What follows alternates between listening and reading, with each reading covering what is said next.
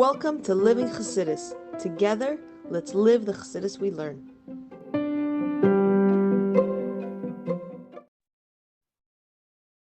Morning, everybody, and welcome to Chassidus in the morning. 15 minutes changing our lives. Mishpatim, this Shiur and this whole week's Shiur is sponsored by the Eisenberg, the Nishmas Chaim Al Shalom Ben Shimon Yisrael Halevi Shiur. That you should have an Neshama Shav and Aliyah. And thank you very much for having the opportunity to sponsor and help these Shiur go, be broadcast, and change people's lives. Hashem. Okay, continuing on in the Sikha. So we're discussing that there's different types of Nefesh Bahamas, and in our generation, we were saying yesterday, our Nefesh Bahamas, the issue of the Nefesh Bahamas, mainly because you can have all of them, but the general issue is aware of Seh. What does it mean, Seh? So that's what we'll discuss. That's what we're going to discuss today. So the Gab and Nema Seh Pazur B'Yisrael. In regards to this, that it says that a Seh sheep is Pazur, is spread out for the Yidden, like the Yidden are spread out like sheep. The question is asked, Yisrael, who Shemaila? Yisrael is like a beautiful, it's a nice name. It's like we say Yud Sarkel, that the Yud Hashem rules over a Yid. That Yisrael is synonymous with a positive, a very positive thing. Who Shemaila Avilu Shem Pazur, whereas being spread out is Hu Chisaron. It's a lack, it's not a good thing. It's like you're all over the place. It's not a positive thing. So why are we saying that the Seh Pazur Yisrael? The usual one hand we use the word Yisrael, which is talking about a beautiful thing. On the other hand, we're saying together with that we're Pazur, which is spread out, which is not a good thing. So which one is it, and why are they going together? Why at the time the person wants to say the Yidden spread out, who mazkir Shem Yisrael? They use the name Yisrael, which is a mile. It's like you say to someone, you're so good, and you're so all over the place. It's like, what? It's like you're so good, and you did such a bad job. It's like, it's weird. It's a weird type of thing to do. The explanation is like this. Yes, it's true that the Navi is asking, Kivin Shemni Yisrael, Muchtai Mishem Yisrael, really questions like this. And this is a beautiful lesson also in Chinuch. Since the Yidden are on this level of Yisrael, Kisaris Imalekim, the Iman Nashim, like it says that we fought with angels and with people and we were overcome. So Yisrael is this big milo. So the question is, Kalemar, Ish Yisrael, Masugal, Lishra, Loirak al Nashim, Kima, Galam, Lachim. We're able to overcome not just people, but even angels. We're able to do so good. So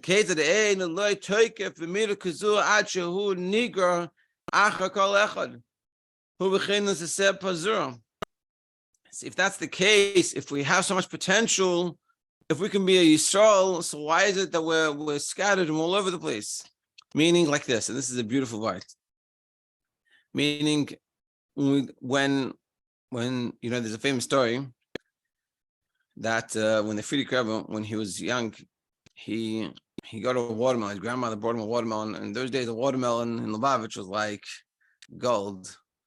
I don't know if you can even compare it nowadays to anything, but it's like, the best of the best.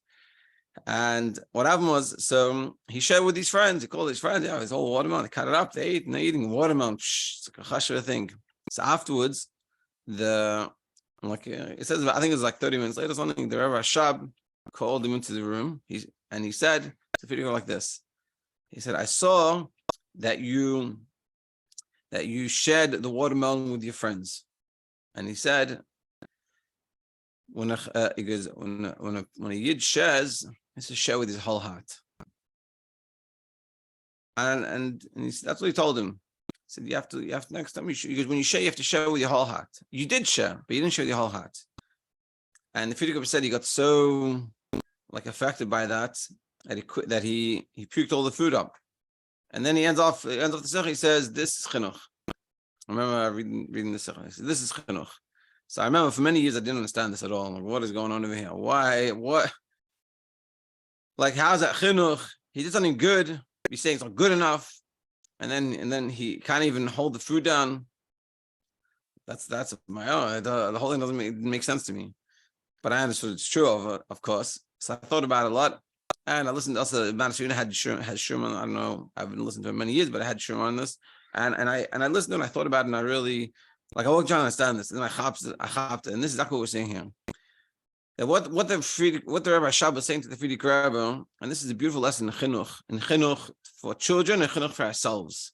He said to him in simple terms. He said to him, "You have the ability to give wholeheartedly. Don't satisfy yourself with just giving, just in this way that I wish I didn't have to give it, but I'll be nice. Give wholeheartedly." And what it caused in the Frierdiker Rebbe, he was so mispelled, he was so moved by this, and he was like, "Whoa, like I'm so much greater than this. Wow!" And he couldn't handle it. He couldn't handle that he was not reaching his potential. Also, there's a famous story. The Frierdiker Rebbe once was up late, and they found him late. So the Rabbi said, "What are you doing up so late? You should be asleep." So he said, I think he was 8 years old. He said he was learning Pirush Hamilos of davening, learning how to understand the words of davening. So he said it bothered him. How can it be he doesn't understand what he's saying when he davens? That is chinuch. That is beautiful. And this is meaning. What is he essentially saying to himself? And what is being said? And this is what we're learning here. We're meant to be saying to ourselves. Why don't I do this? And this is sort of the question that the Navi is saying. Haytachin a yid doing it, it comes from the attitude that I'm greater than this. How can it be that I do something wrong? It's like whatever. There's millions of stories. I don't want to say all these stories, but I think the message is very clear. When we say to ourselves, "Who am I?" I'm above this. It's not shaykh for me to do that such and such and that's what we teach. That's what we're trying to teach ourselves. For me to do this thing, how can it be? There's obvious things that we've shown never do. It's like I'd never run in the middle of the road. But even other things like sudden, let's say eat pork, I'd never eat pork. It's not shaykh.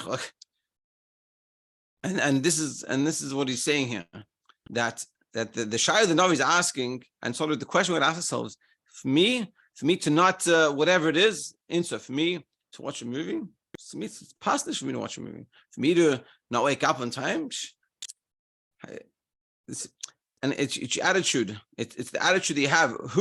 When you look at yourself, you look at yourself above this. I'm greater than this. It's not shaykh for me. I'm not gonna deal with this. And this is how we have to talk to ourselves. And this is what we're trying to like. What we're saying here is that when you look at yourself, Hamas saying, "No, Hamas says, I wanted me to do that. That's not me. I'm above that. I don't do such things." And this is what we're trying to show ourselves. Meaning, we're getting ourselves to a place where I'm above it, not I'm struggling with it. A lot of times we sit there and we struggle with an issue, and we're like, "It's like, how do I deal with it?" Essentially, we're putting ourselves together with this issue. And what we're saying here is that really we're above this issue. We have to push ourselves above and say, "Me, this is not shaykh for me. I'm not shaykh to this thing. I have an efshel kiss." And this is essentially what we're saying. And this is what the question is asked. And this is sort of how we should ask the question. When we say something wrong, say, "Hey, Tachin, how can it be that I do this? I'm way above this." And this is the way we look at it. For me to just do such a thing, I'm above this. And when we do that, in the beginning, it might take some time, but as we do this, we change the way we look at ourselves. I'm not a bad person doing what I naturally do. I'm a great person, and I'm doing something unnatural to me. It doesn't make any sense. Why am I doing that to myself? I shouldn't do this. It's not me. And that helps us get out of the situation and really helps us out. Not Continuing, this is also what Haman was arguing. Not just the Haman, the physical Haman, the Haman in heaven, the Makatre, the guy he's trying to, Makatre, trying to get us in trouble. To Achashverosh, the spiritual Achashverosh, which is Achashverosh Shaloi, the beginning and the end of his, or the end of the beginning is his. It's from Hashem. And what does Haman say to Achashverosh? What does this Mekatrik say to Hashem? Yesh na'am echad mefuzim mefur ben amim v'gemer v'estate hamelech ein meisim. See in the Megillah, it says simply, this is what Haman says to Achashverosh. There's one nation that is spread out among the people, and the religion is not like the king does. So what does that mean spiritually? Yesh na'am. You have a nation that the whole essence is essentially one. Is able, this nation is able to do, we are able to make oneness, unity of the Eibishter in everything, in every place, even in this physical world. Like it says, one nation in the earth. That's what we're able to do. Nevertheless, even though we're so great, we're spread out, we're totally lost. And it's such a beautiful vibe. We're taking the story that's a negative and we're showing the positive of it, that in the deepest sense, the story of Haman and Achashverosh is saying, I'm so much greater and I'm embarrassing myself. I'm behaving, it's not shaykh for me.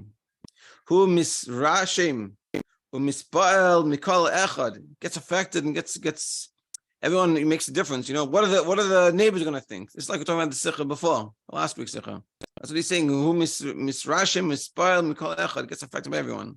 L'chein es das hamelech, malchus ha'elam, therefore the das of the king, meaning Hashem, ain't the most they don't do. Beautiful part. So we're taking this whole story of by Purim that Haman is telling to Achashverosh that. So Haman telling Achashverosh, there's the Jewish people who want to make a girl, want to go destroy them. The people in this country and they have their own things and do their own things. But on a spiritual level, what we're saying is that there's the Mekatrik Shemayim saying there's Yidden. And the Yidden are really Am Echad, they're able to make from the Eilam, from the world around them, reveal godliness and everywhere they go and everything, even in the physical world. But the Das of the king, the Judaism of the king, they don't do. Beautiful. So what do we learn from this? Of course, that we have to look at ourselves, and the way these two examples are brought is where you're looking at yourself. Am I a bad person doing good things? Am I a good person doing bad things? And essentially, what we're saying is, the way we want to look at ourselves, am I a good person? And hey, I'm doing something it's pash. It's not shaykh for me to do such things. And this is what we're talking about. Hey, his hatalich had a rush show Yehudi b'chol makom shuba. So the way Yid has to be in every place that he goes, lahanhig es haruchnis shehi hamitzius hamiti shelo shel ha'ir kulei. He has to affect the spirituality of the city. Hasviva kula hamadina kula, the surrounding and the whole country, the whole women to affect the whole Medina, the whole country. Amakim zeh hu ma'abed eshtuneisav v'loiza bilvad she'edim mashpia alaf hoifech lemushba. And unfortunately, the shapsala issue of the nefesh that we had before, really, we should be ones affecting and transforming the world and transforming the place around us and having a big impact. But unfortunately, what happens in general, the Yidden, they do the opposites. They become instead of being the mashpia, they become the mushpa. We're affected by the surroundings of the surroundings of the city. What we're meant to be doing is all the opposite.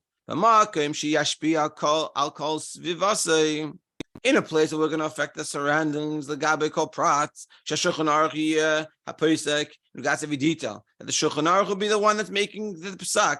What does the shulchan aruch say? And that's how we go. Haposek shalei, v'hashachen hoifich liyos l'didei haposek ha'achrein shalpi yashek beis kulei v'sadrav. And the Rebbe is saying, and unfortunately, instead of having the Shulchan Aruch being the one that makes the psak din, makes the decisions, what does Shulchan Aruch say I should do in this situation? But we go to what's around us and what are the people, what are my friends, what are the other people around me telling me?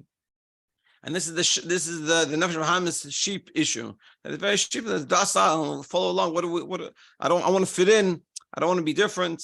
What is everyone else doing? And we get it, unfortunately, we get affected. And really what it should be is ask ourselves, what's Shiur Aruch? I know when my wife and I were dating, one of the things we talked about, something that I had, like it was one of my values, you could say, that it's not me versus you. What does halacha say? When it comes to a situation, you ask the first question, you ask yourself, what does halacha say? It's not my opinion versus your opinion. I feel we should do this way, and she might feel differently. It doesn't matter what we feel. We have to ask ourselves, what does halacha say? If halacha has an opinion on this, so let's see what halacha says. And this is how we're meant to live our lives. Halacha yidden. Now, what does halacha say? But the problem is, he's saying we, instead of following Shulchan Aruch and looking at Shulchan Aruch, see what we're meant to be doing, we jump around. We see what the neighbors are doing, how to behave with what the neighbors. And it's not like, it's not in the sense like, hey, what should I do? I should look at Shulchan Aruch. No, let me ask my friends. It's that we get affected by the surrounding, that we start to act by that way, and we don't ask ourselves, hey, 1 second, what is the Torah approach to this? And anything that we do, where are we going to go to get these answers? We're going from the Torah approach, and that's how we should do it. But unfortunately, we're not doing that way. Mitzvah Hashem, we'll learn to look at ourselves, like we said before, that we have the ability to transform the world. And that's what we're saying here. We have the ability to affect the surrounding, and it can be even in the Jewish community you're at. You could be the person that makes that big effect. Unfortunately, it's not always happening. But the first part of this lesson we have to learn is that how do we look at ourselves? Is it when I see myself doing something wrong, say this is who I really am? Well, this is not who I am. How can I do this? I'm way above this. This is not shaykh for me. And in Mitzvah Hashem, we should feel that way, and it should affect us. And you'll see, it's all or nothing. It's a slow process, but it works. So it's a derech haruch tzara, a long, slow process. But you work on this, it changes you. Mitzvah Hashem, by all of us, just have this amazing change and have an amazing day.